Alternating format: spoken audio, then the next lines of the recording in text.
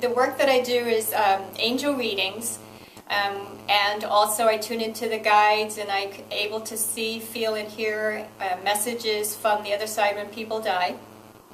And then I also do chakra readings, clearings, and balancing, where I go on the angelic plane, read the energies on the emotional, mental, and physical plane of the body of the person that I'm working with, and see what's going on with regard to any blocks that are in these energy points, which are embedded beliefs that are working or not working. Some you're conscious of and some you're not. And then they're transmuted when I do a clearing, so that there's more of an alignment with your connection to your purpose. And when I say I don't mean me personally. I work with your guides and guide them to do the clearing. Integrity first is that I don't use human filters, meaning I don't use my own belief systems. So first thing that I do is I move out of the emotional, mental, and physical plane of the human body and move right into the energy format of the body, so that I could feel what the guides are saying, because they talk in energy, they don't talk in words. The only way you could talk in words is when you're in the human body and using the filters of the mind to communicate. So what I do is I go up and hear what the guides are saying, in addition to the angels that I work with, and then I transfer the messages either as a channel. If they want to say it directly, they use the body to channel the messages directly. And that only happens if they really want the person to hear it, and they want that person to feel through their own guides what the person is saying, because they're not getting the message. Or I could personally just transfer the message to them directly. The messages are coming from the guides of which I'm working with, your guides. Like if I was doing a reading, if I'm doing an angel reading, and the person wants to hear the messages, so I go up to the angelic plane, I listen to the guides of the person that I'm doing the reading for, and then I also hear the messages, and this is all in energy format, and then I transfer those messages into words and pass it on to the appropriate person that I'm doing the reading for.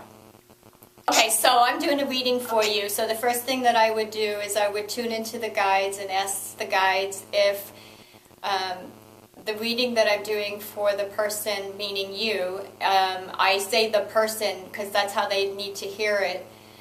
So I would say the person that I'm supposed to be doing the reading for, is that the appropriate timing? Is it appropriate for me to do the reading for her now? And if they say yes, then I go back to you and I would say, yes, I can do a reading for you. I've only been told no in my whole life, that I can't do the reading because the timing wasn't appropriate, or their lesson, they needed some more time to go through the lesson, which is basically a time thing.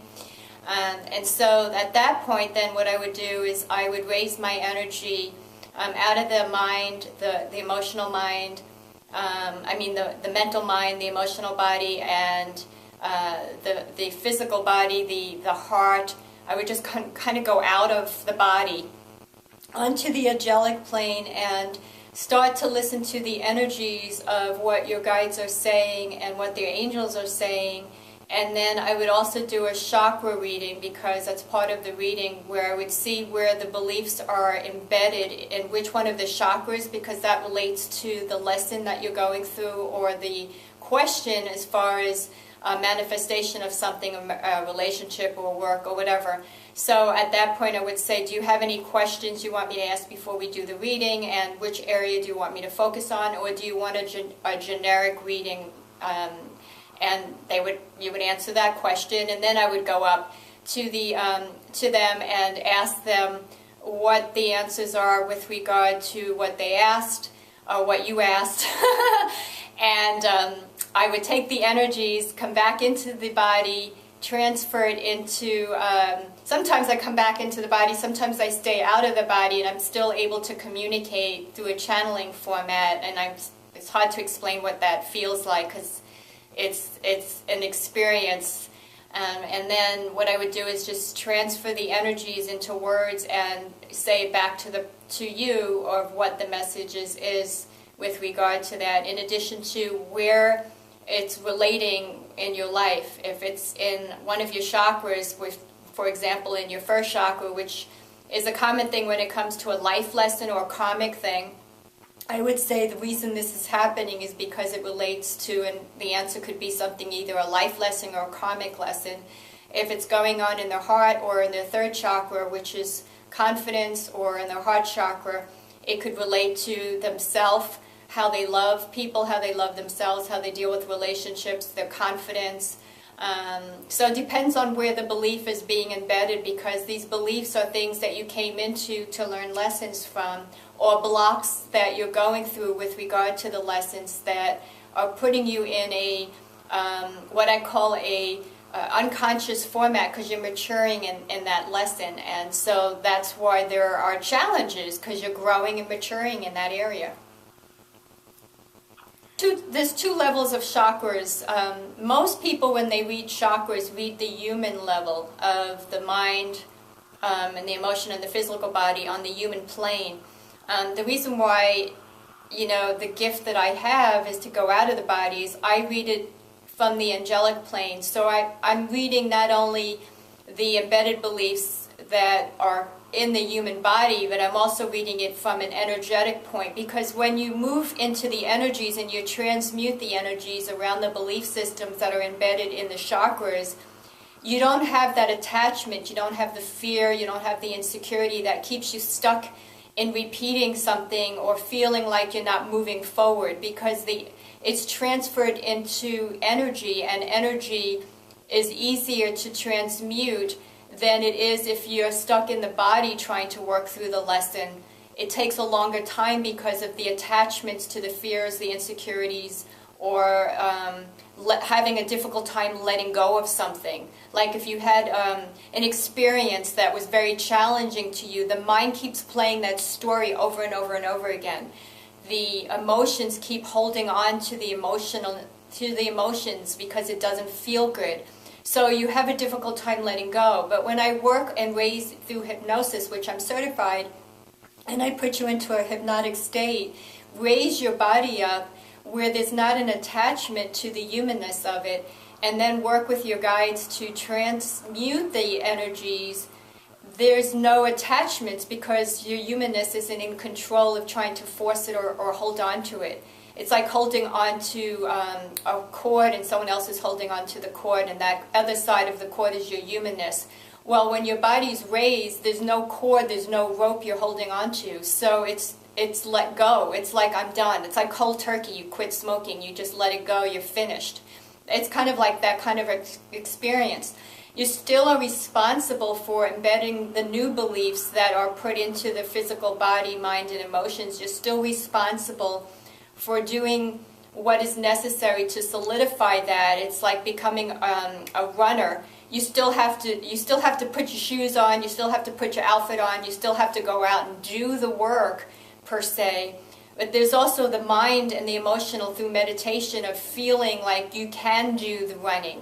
It's a similar thing with an embedded belief. The reason I'm doing this is because, I totally believe in love. I mean, God is love to me, and I just feel that if we all come from that place of love, we would have so much more peace on this planet. I love when I go into nature. I could feel the trees. I could feel the nature elements and the birds, and I can hear them through the energy. And there's so much love because they're not dealing with the mind complexities that humans deal with. And to me, that's what I've always envisioned this planet to be about. And a lot of the trees being destroyed all of that that essence of what is necessary. You put a cement building on, you're killing the beauty of what this planet is about. And so I'm committed to bringing that love as a reminder into the human forms, because obviously it's humans that are destroying it. Not all, obviously, but there are people that are doing unconscious things. And I believe that if you can stop one unconscious person, you're closer to creating that love on this planet that this planet deserves. It doesn't deserve to be ruined. And the more we wake up people, the greater chance we have of saving not only the planet but the humankind. And so I'm committed to love. I've always been committed to love, and I'm going to do whatever I can in my heart to remind people of what love is versus what love is not. And so the way that I do it is I connect to the angelic realm, and I channel that love through the body, the mind, and the emotions in a form of light, in the form of energy, to remind people to wake up from what some people label as sleeping. Because we have free will. It's just a matter of how much of the lessons that they came here to learn, and how much they're willing to let go of the human control to allow spirit to work through them. Their spirit will get them ready to have greater joy, greater love, greater peace, greater prosperity, greater well-being, whatever it is that, all and everything. It's not just one or nothing, it's everything. We all have that ability, and we all not have that ability. It's either living on the planet through love or living on the planet through the opposite of love. And you have to peel enough of the onion in a way to get to the core. And it takes dedication, it takes commitment, it takes desire, it takes tenacity in order to get to that core. And that core is your spirit. And so when you're at the core, your vibration is higher. You can then see, feel, and hear your guides, your spirits, whoever it is that's there to support you in the process. Yes, I've actually channeled a lot of the people that have died only when it's appropriate and it's part of the person's moving on that's in the light, and also the person that's on this planet. When there's a purpose and I was asked to help out and I'm given permission, then I either allow them to channel through me, and their vibration of their energy speaks out of my mouth so that the person can feel that energy and recognize it, or they give me the message and I pass it on, and I first say, is this what this person had looked like? Or they give me some kind of a personal message and I say, this is what the person told me to tell you. And then that person says, how did you know that? And I said, well, is this such and such a person? And they go, yes, how did you know that? And I say, well, they told me to tell you so that you can trust me to know that I am the source of what this person is attempting to tell you, and know that I'm speaking from truth. It's kind of like a way for them to know that there's a sense of peace for both people. That person can then continue and move on into the light more fully, and the person that's on the human plane can now have peace and allow the letting go of that person that died. Well, everything is in a form of energy, and so when I read the energies, they're in that form, and then I transfer it into words and pass on it through the verbal communication, or I can do sometimes hand communication as well. Handwriting is another form that I sometimes use if they want me to write it down and pass it on through an email or through a chat situation. I normally can only do that only after I've done a reading. It's more accurate because I'm familiarized with their guides and their energies than I can when it's just cold. Sometimes my integrity wants to work with them first before I do in a handwriting format, and I just transfer it into the human words. My commitment to love, when I feel the vibration and I'm playing in that energy field, it's familiar for me, and to me that's what it's supposed to be, so it's home.